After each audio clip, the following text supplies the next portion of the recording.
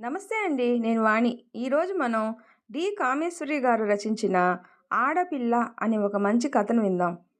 భగవంతుడా! ఈ ఆడపిల్లల పెళ్లి బాధ పగవాళ్ళకి కూడా వద్దు. చేతిలోని ఉత్తరం బల్ల మీద పడేసి కనిపించిన దేవుడికి మొరపెట్టుకున్నాడు విశ్వనాథం. ఏమిటి? వీళ్ళు నచ్చలేదని రాసేశారా? ఏమిటండి? ఆతృతగా భర్త మొహంలోకి చూస్తూ అడిగింది కమలమ్మ. ఆహా! మహారాజులా రాశారు. వాళ్ళకే మగపిల్లల వాళ్ళు నచ్చలేదని రాసి పారేస్తారు. మన పాటలు వాళ్ళకెందుకు తెలుస్తాయి? కర్మ! ఇక ఈ జన్మకి దానికి పెళ్ళయ్యే గీత లేదులా ఉంది. ఇక దానికి పెళ్లి చేయడం నా వల్ల కాదు. నేనింక తిరగలేనే నిట్టూరుస్తూ బాధగా తలపట్టుకున్నాడు విశ్వనాథం. ఏమిటో దాని రాత ఇలా ఉంది. దాని ఈడు వాళ్ళందరూ పెళ్ళిళ్ళయి సంసారాలు చేసుకుంటున్నారు. ఇది ఇలా ఇంకా మన గుండెల మీద కుంపటిలా కూర్చుంది. ఈ పెళ్లి కొడుకుల కోరికలకి అనుగుణంగా కాస్త తెల్లతొక్క అయినా బాగుండేది. వాళ్ళ కోరికలు ఎలా ఆకాశాన్ని అంటుతున్నాయో దీని అందము అలాగే ఉంది.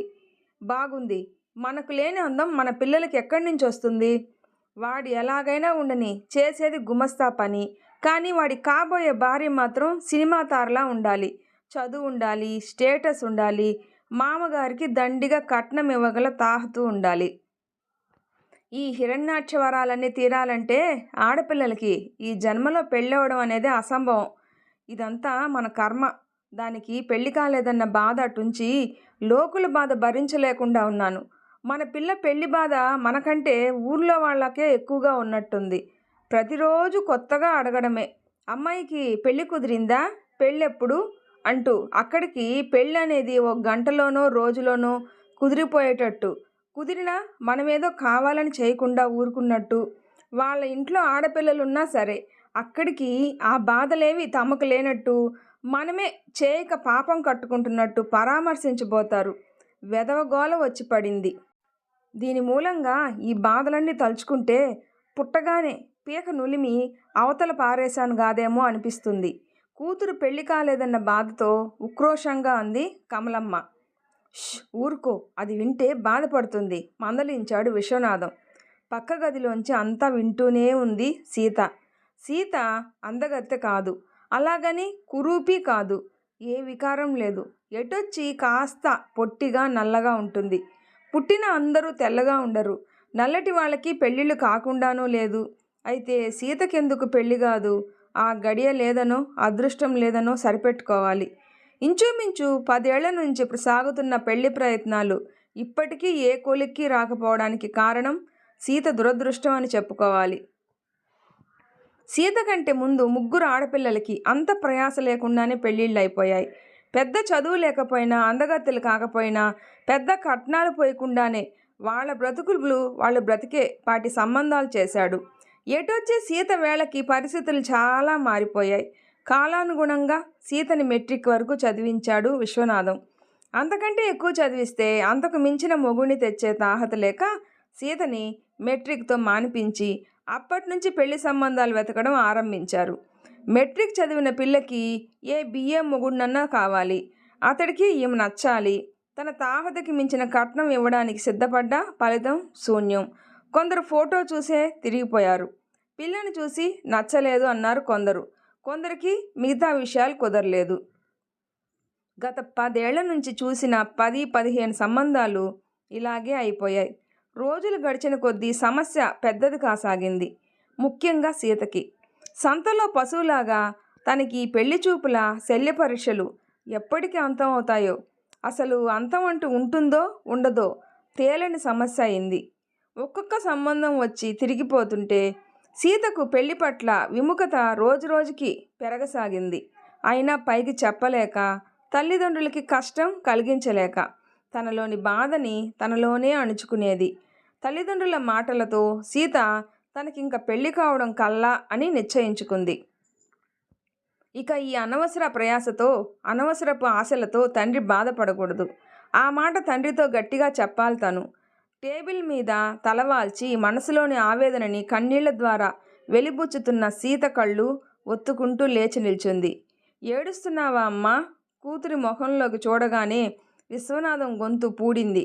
నువ్వెందుకే తల్లి ఏడవడం? నిన్ను కన్నందుకు నీకు పెళ్లి చేయలేక నలుగురిలో తలెత్తుకు తిరగలేక మేమేడవాలి గాని కటువుగా అంది కమలమ్మ.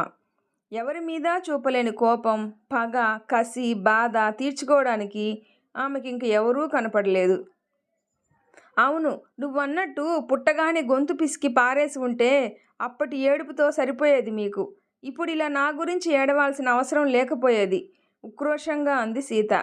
అమ్మ ఏదో బాధలో అందమ్మా, నువ్వు కూడా అలా మాట్లాడతావేంటి? నాన్న, నేనొకటి చెప్తాను, వింటావా?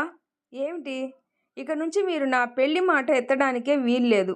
ఈ రోజు నుంచి నా కోసం సంబంధాల వేట మానేసేయండి. మానేసి శుష్కహాసం చేశాడు విశ్వనాథం. నేనసలు పెళ్లి చేసుకోను. మీరు అనవసరంగా బెంగ పెట్టుకోకండి దృఢంగా అంది సీత. బాగుంది సంబరం. పెళ్ళి వద్దట. పెళ్లి చేసుకోకుండా కూర్చో. ఇక తలెత్తుకోనక్కర్లేదు నలుగురిలోనూ. ఇప్పటికే సగం చచ్చాను అడ్డమైన వాళ్ళ దెప్పులతోటి. నాన్న, నేనేదన్నా ఉద్యోగం చూసుకుంటాను.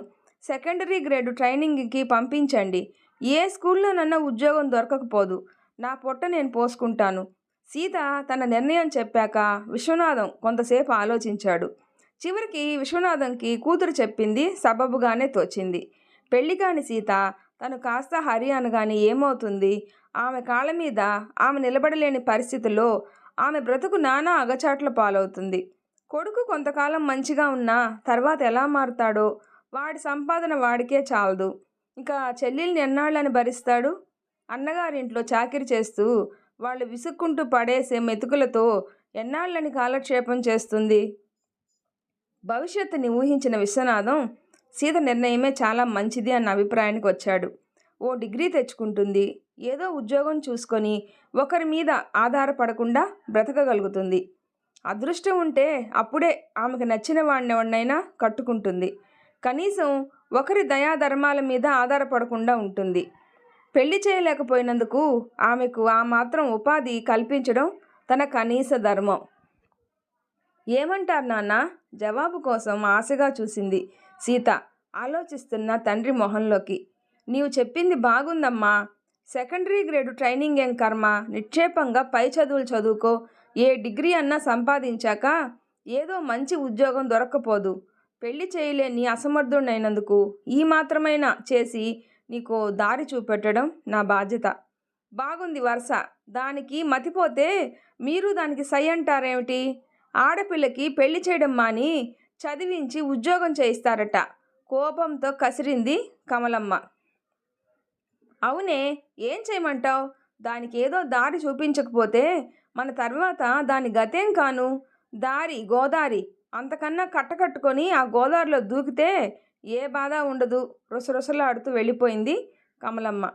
మీ అమ్మకి నీ పెళ్ళి కాలేదన్న చింతలో మతి పూర్తిగా పోయింది. నువ్వు ఆవిడ మాటలు పట్టించుకోకమ్మా. రేపే కాలేజీకి అప్లికేషన్ రాయ్. కూతురికి ధైర్యం ప్రోత్సాహం ఇచ్చాడు విశ్వనాథం. చూస్తూ ఉండగానే 5 ఏళ్ళు 5 నిమిషాల్లాగా గడిచినట్లయింది సీతకి. చదువు మీదే దృష్టి ఉంచుకొని BA BED అయింది. ఆ తర్వాత కష్టం లేకుండానే ఓ ఊళ్ళో గర్ల్స్ స్కూల్లో టీచర్ ఉద్యోగం సంపాదించుకుంది. ఈ 5 ఏళ్లలో ఇంట్లో పరిస్థితులు చాలా మారాయి. కూతురి పెళ్లి బెంగతోనే మంచం పట్టి తీసుకొని సీత BA చదువుతుండగానే కన్ను మూసింది కమలమ్మ. ఇటు భార్య మరణం, కూతురు భావి జీవితాన్ని గురించిన చింత, హఠాత్తుగా సంక్రమించిన పక్షవాతంతో మంచంలో తీసుకుంటూ కొడుకింట్లో కొడుకు చేతుల మీదుగా దాటిపోవడానికి ఎదురు చూస్తూ కాలం గడుపుతున్నాడు విశ్వనాథం. మొదటిసారిగా ఉద్యోగంలో చేరడానికి అన్నను వెంటబెట్టుకొని ఊరు చేరుకుంది సీత. అన్నగారు ముందుగానే ఓ స్నేహితుడి ద్వారా ఓ ఇల్లు కుదిర్చి పెట్టాడు. విశ్వనాథం సీతని ఆడపిల్లని అత్తవారింటికి సాగనంపినట్లుగా ఎన్నో జాగ్రత్తలు బోధపరిచాడు. సీత పెళ్లి ఖర్చుకు దాచిన డబ్బు చదువు కావగా మిగిలిన 200 చేతిలో పెడుతూ, అమ్మా, ఇదే నీ సారె డబ్బు అనుకో. దీంతో ఇంట్లోకి కావాల్సిన వస్తువులు ఏమన్నా కొనుక్కోమని సాగనంపుతుంటే ఆయన కళ్ళల్లో నీళ్లు తిరిగింది. సీతకి కూడా పుట్టిన ఊరిని తండ్రిని వదిలి వెళ్ళడానికి ఎంతో కష్టం అనిపించినా కొత్తగా చెయ్యబోయే ఉద్యోగపు ఉత్సాహంతో ఆ బాధ త్వరగానే మర్చిపోయింది. సీతకి ఇల్లు బాగానే అమరింది అనిపించింది. చిన్నదైనా ముందు ఒక పెద్ద గది, దాని గుమ్మం వీధి వైపు ఉండడం వల్ల బయటికి వెళ్ళేటప్పుడు తాళం వేసుకొని వెళ్ళొచ్చు. వెనకాతల ఓ చిన్న గది సామాన్లు పెట్టుకోవడానికి, దాని వెనుక చిన్న వంటగది, కుళాయి, బాత్రూము అన్నీ సదుపాయంగా ఉన్నందుకు, చవకగా 40 రూపాయల్లో అన్నీ అమరినందుకు ఎంతో ఆనందించింది. ముందు గదిలో తండ్రి ఇచ్చిన డబ్బుతో కొన్న టేబులు, కుర్చీ, మంచం అవన్నీ వేసుకుంది. వెనక గదిలో పెట్టెలు, బట్టలు సర్దింది.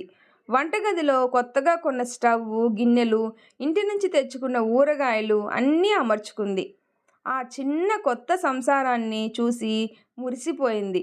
ఆమె కలలన్నీ పండి ఎన్నేళ్ల నుంచో ఎదురు చూసిన స్వర్గం కళ్ళ ముందు కనిపించినట్లు అయింది.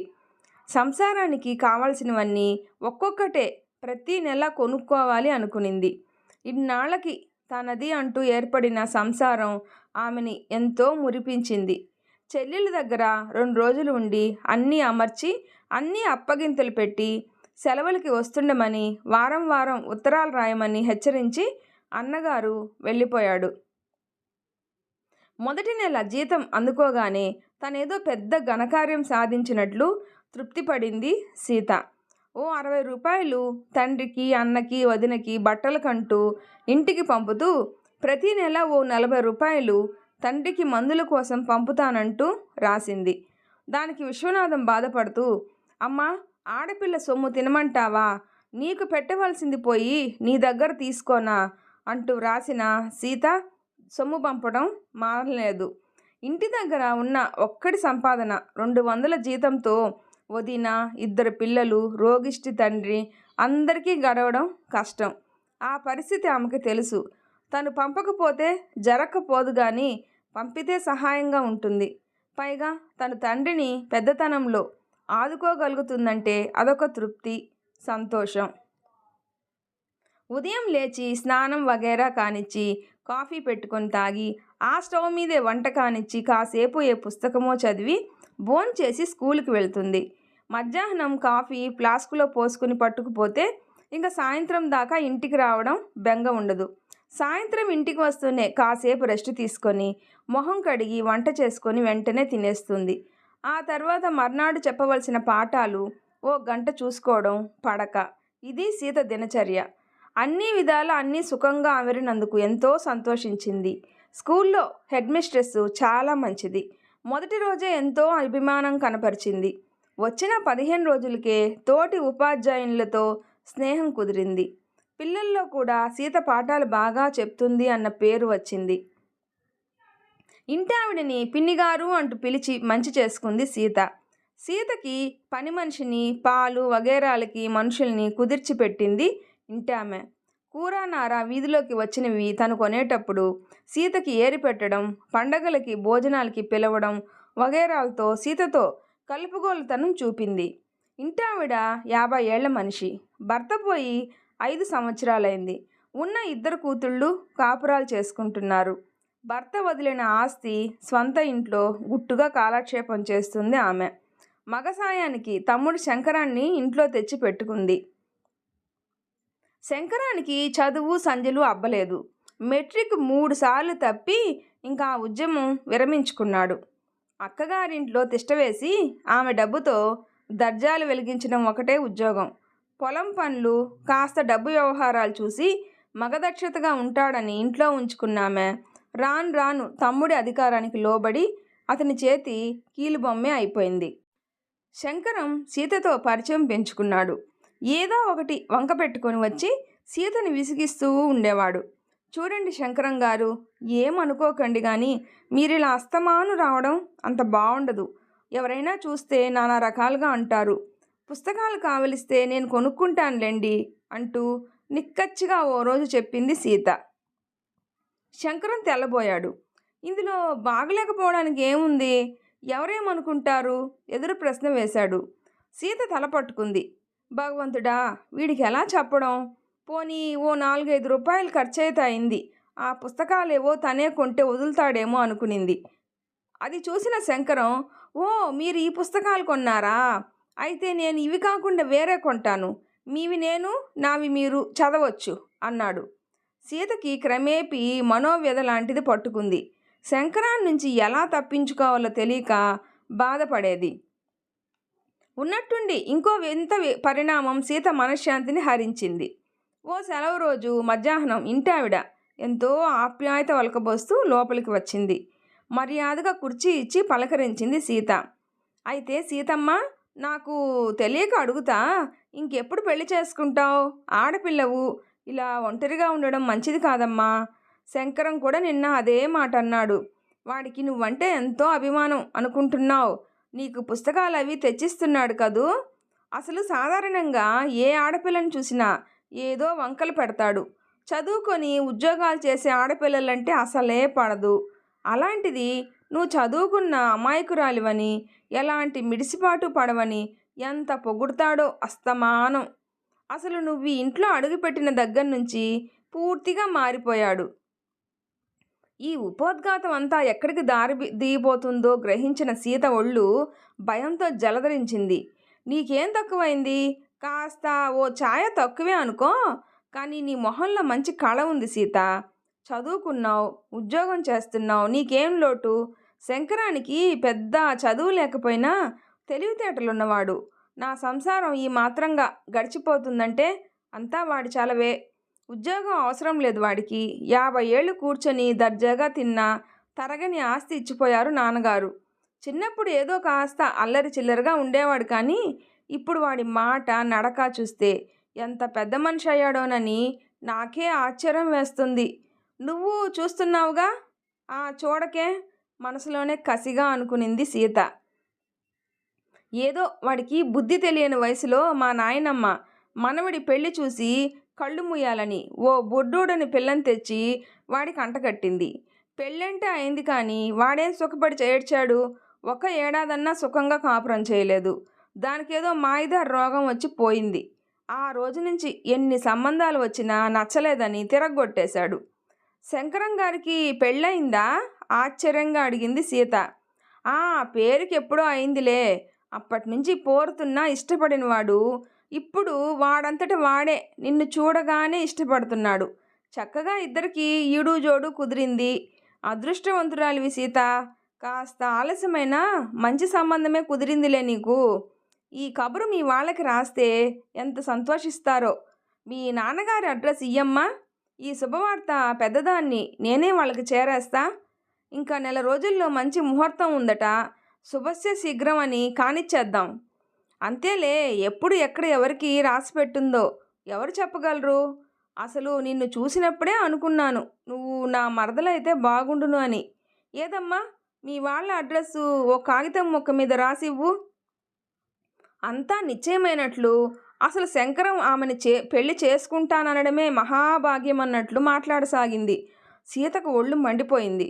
ఆమె వెంటే ఉన్న సదభిప్రాయం దిగజారిపోయింది. నాకు పెళ్లి చేసుకోవాలనే ఉద్దేశం లేదండి. అందుకే చదువుకొని ఉద్యోగం చేసుకుంటున్నాను. అతి ప్రయత్నం మీద ఆ మాటలు చెప్పగలిగింది సీత. అదేమిటమ్మా, పెళ్ళి పటాకులు లేకుండా ఆడపిల్లవి ఎన్నాళ్ళుంటావు? ఎగిరి గంతేసి పెళ్లికి సిద్ధపడుతుందనుకున్న సీత జవాబు ఇంటామెకి ఆశ్చర్యం కలిగించింది.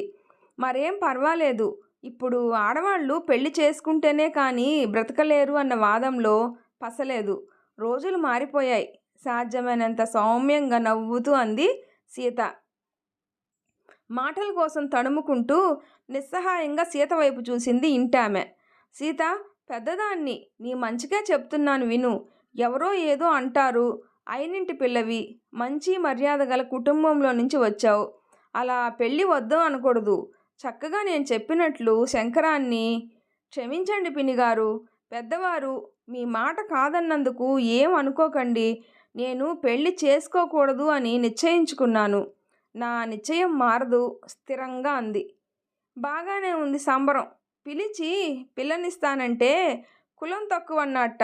అలా ఉంది నీ వరస. ఏదో వాడు నీవంటే అభిమానపడుతున్నాడని అడిగాను, కానీ వాడికేం నీ పాటి అందగత్తెలు దొరకరనా? కో అంటే 1,000 మంది వచ్చి వాడి కాళ్ళ మీద పడతారు. మూతి 3 వంకర్లు తిప్పుకొని సణుక్కుంటూ వెళ్ళిపోతున్నా ఆవిడని చూస్తుంటే సీతకి ద్రాక్ష పళ్ళ సామెత గుర్తుకొచ్చింది. ఎలాగో వదిలింది గొడవ. ఆవిడికి కోపం వస్తే వచ్చింది, తనేం చేయగలదు? మహా అయితే ఇంట్లోంచి పొమ్మంటుంది, అంతేగా. పెళ్ళి లేకపోయినా పర్వాలేదు గానీ పోయి పోయి శంకరాన్న చేసుకోవడం. ఆ రోజు నుంచి సీతకి కష్టకాలం ప్రారంభమైంది. అంతవరకు సీత అభిమానం కోసం ప్రాకులాడిన శంకరం సీత తిరస్కరించిన దగ్గర నుంచి కక్ష సాధించడం మొదలుపెట్టాడు. ఇదివరకు సీత నీళ్లు పట్టుకోవడానికి రాగానే లేచి నీళ్లు పట్టుకోమనే శంకరం ఇప్పుడు అటు చూడనట్లు వెకిలి పాటలు పాడుతూ గంటల కొద్ది కొళాయి వదలడు. ఈలలు వేయడం, కన్ను గీటడం, సందర్భానుసారంగా సినిమా డైలాగులు వల్లించడం మొదలుపెట్టాడు. ఇంట్లో స్నానం చేయడం, వంటకు నీళ్లు పట్టుకోవడం అంటే అసాధ్యమైన పని అయిపోయింది సీతకి. ఓ 10-15 రోజులు పోయాక సహనం నశించి ఓ రోజు ఇంటామెతో చెప్పక తప్పలేదు. బావుందమ్మా, ఇంకా నీవు ఇంట్లో ఉన్నావని వాడు స్నానం చేయడా? నీకోసం వాడు గదిలో తలుపులు బిగించి కూర్చోవాలా? ఆడపిల్లలే బరితెగించి రోడ్ల మీద పడుతుంటే మగవాడికేం కర్మ ఇంట్లో మూల కూర్చోడానికి అంటూ నిరసనగా మాట్లాడింది. అంతవరకు సీత పట్ల ఎంతో అభిమానం కనపరిచిన ఆమె ఈ మధ్య సీత పట్ల ముభావంగా ఉండసాగింది. సీతని చూడగానే మొహం చిట్లించుకొని ఎలక మీద పిల్లి మీద పెట్టి దెప్పడం సాగించింది. ఒంటరిగా పెళ్లి చేసుకోకుండా ఆడపిల్ల ఉండడంలో మజా ఏమిటో సీతకి తెలియచెప్పాలని పగబట్టాడు శంకరం. ఇంటికెదురుగా కిళ్ళీ బడ్డీ మీద బైఠాయించి సీత వంక చూపించి ఏదో చెప్పడం, ఆ తర్వాత వెక్కిరింతలు, వెకిలి పాటలు, ఈలలు, రకరకాల పేర్లు పెట్టి పిలవడం ఆరంభించాడు. సీత స్కూల్కి వెళ్ళేటప్పుడు ఎదురుగా కూర్చొని ఏవేవో వెకిలి పనులు చేయడం, ఎలాగోలాగా ఏడిపించాలని చూడడం అతని ఉద్యోగమైంది. ఏం చేయాలో తోచని నిస్సహాయ స్థితిలో పడింది సీత. ఆ మాటలు, చేతలు చూస్తుంటే ఈడ్చి చెంప వాయగొట్టాలన్నంత కోపం ముంచుకొచ్చేది. కానీ తన ఏహ్యత, ద్వేషాన్ని లోపలే దాచుకొని వీలైనంత వరకు శంకరం కంటపడకుండా ఉండడానికే ప్రయత్నించేది. రాను రాను శంకరం చేష్టలు భరించడం దుస్సహాయమైపోయింది. శంకరం ఆ కిళ్ళీ కొట్టు వాడేగాక ఇంకా ఎవరో 4-5 రౌడీలు ఆ కిళ్ళీ కొట్టు ముందు చేరారు. జుగుప్స కలిగించే వేషాల్లో కిళ్ళీ బిగించి సిగరెట్టు పొగ విలాసంగా వదులుతూ చౌకబారు పాటలతో, పోకిరీ చూపులతో సీత గది ముందు కిళ్ళీ కొట్టు దగ్గర తిష్టవేసి సీత ఎప్పుడు బయటికి వస్తుందా, ఎప్పుడు ఏడిపిద్దామా అని రాబందుల్లా కాచుకునేవారు. ఎంత వినకూడదనుకున్నా, వాళ్ళ మాటల్ని పట్టించుకోకూడదు అనుకున్నా సాధ్యపడేదే కాదు సీతకి. ఎంత వాళ్ళ కంట పడకూడదనుకున్నా స్కూల్కి వెళ్ళేటప్పుడు, వచ్చేటప్పుడు తప్పేది కాదు సీతకి. ఇంట్లోంచి బయటపడాలన్నా ఇంటికి సమీపిస్తున్న సీత గుండెలు దడదడలాడేవి, చేతులు కాళ్ళు వణికేవి.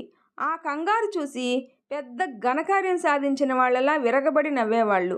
రోజు రోజుకి పరిస్థితి అధ్వాన్నమవుతుంటే ఇంటిని మార్చడం తప్పించి గత్యంతరం లేకపోయింది సీతకి. కానీ ఎంత ప్రయత్నించినా ఆ సదుపాయంతో, ఆ మాత్రం అద్దెతో అనుకున్నంత తొందరగా ఇల్లు ఏది దొరకలేదు సీతకి. శంకరానికి వాళ్ళకి భయపడి గదిలోంచి కదలడమే మానుకుంది.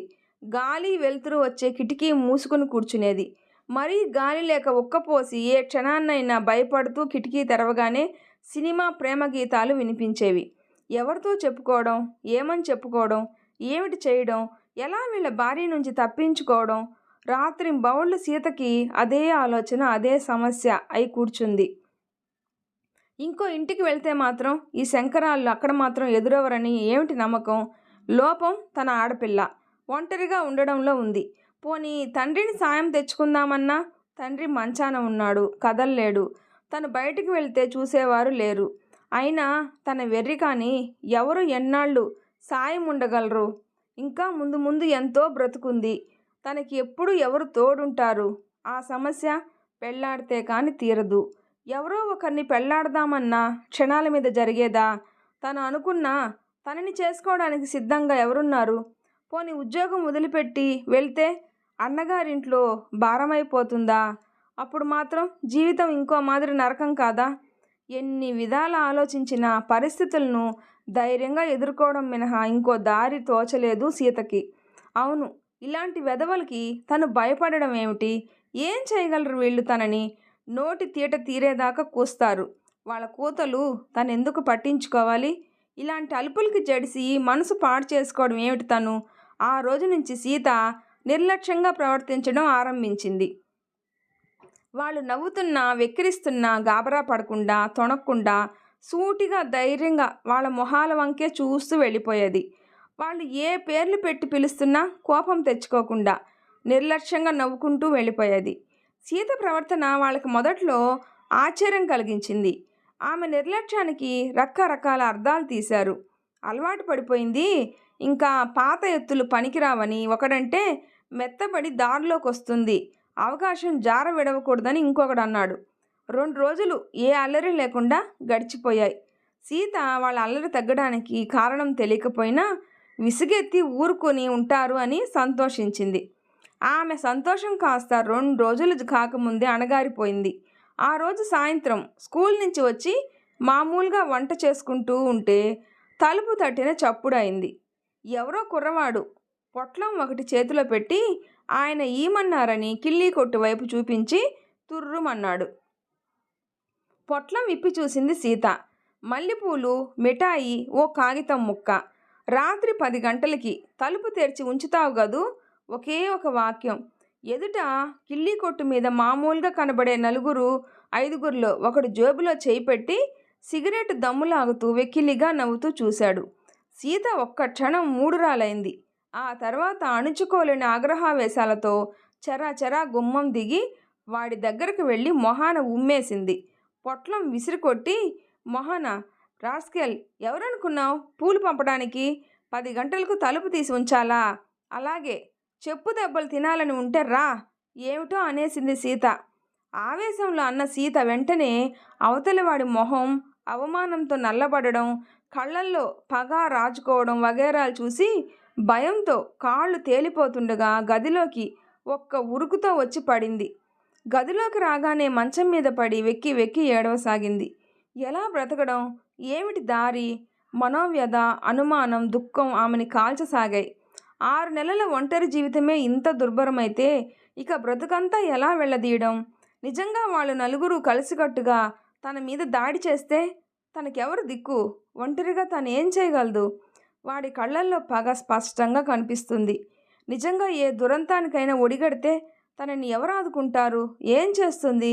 ఇక్కడి నుంచి ఉద్యోగం వదులుకొని వెళ్ళిపోయినా ఇంకో ఊర్లో మాత్రం ఇలాంటి రాబందులు ఉండవని ఏమిటి నమ్మకం? ఆడిది ఒంటరిగా బ్రతకడానికి స్థానం లేదా ఈ దేశంలో? అలా ఓ గంట ఏడుస్తూ పడుకుంది సీత. ఆ క్షణాల్లోనే ఏదో నిశ్చయానికి వచ్చింది. ఎదురు తిరిగే మనసుని నొక్కిపట్టింది. స్థిరంగా లేచి నించుంది. ఏడుపుతో ఎర్రబడ్డ కళ్ళు తుడుచుకుంది. మొహం కడుక్కొని, జుట్టు సరిచేసుకొని ఇంటావిడతో మాట్లాడటానికి వెళ్ళింది. మళ్ళీ తన నిశ్చయం మారకుండా. అసంభవం అనుకున్న కూతురు పెళ్లి జరుగుతుంటే మంచంలోంచే చూసి కళ్ళనీళ్లు పెట్టుకున్నాడు విశ్వనాథం. అవి ఆనంద బాష్పాలు. శంకరం మెడలో 3 ముళ్ళు కడుతుంటే సీత కళ్ళు మూసుకుంది. ఆమె కళ్ళ నుంచి 2 నీటి బొట్లు ఆమె చేతి మీదకి జారిపడ్డాయి. విశ్వనాథం కన్నీటికి సీత కన్నీటికి తేడా ఉందా? ఏమో. ఆ తేడా ఏమిటో తెలిస్తే సీతకి, ఇంకా తెలిస్తే ఆ పిల్లకి జన్మ ఇచ్చిన దేవుడికి మాత్రమే తెలుస్తుంది. సీత ఆ క్షణాన్న భగవంతుని ధనం అడగలేదు. భర్త అనురాగం, ఆదరణ కావాలని అడగలేదు. తన గృహం స్వర్గసీమ చేయమని ప్రార్థించలేదు. కళ్ళు మూసుకుని ఒకే ఒక విన్నపం దేవుడికి వినిపించింది. భగవంతుడా, ఏ జన్మకైనా, ఎన్ని జన్మలకైనా నాకు ఆడజన్మ మాత్రం ఇయ్యకు. అంతకన్నా ఏ తుచ్చమైన పురుగైనా సరే అని మాత్రం కోరుకుంది. ఈ వీడియో నచ్చితే ప్లీజ్ లైక్ చేసి షేర్ చేయండి, సబ్స్క్రైబ్ చేసుకోండి. స్టోరీ ఎలా ఉందో తప్పకుండా కామెంట్ చేయండి. ప్లీజ్ సపోర్ట్ చేయండి. Thanks for watching.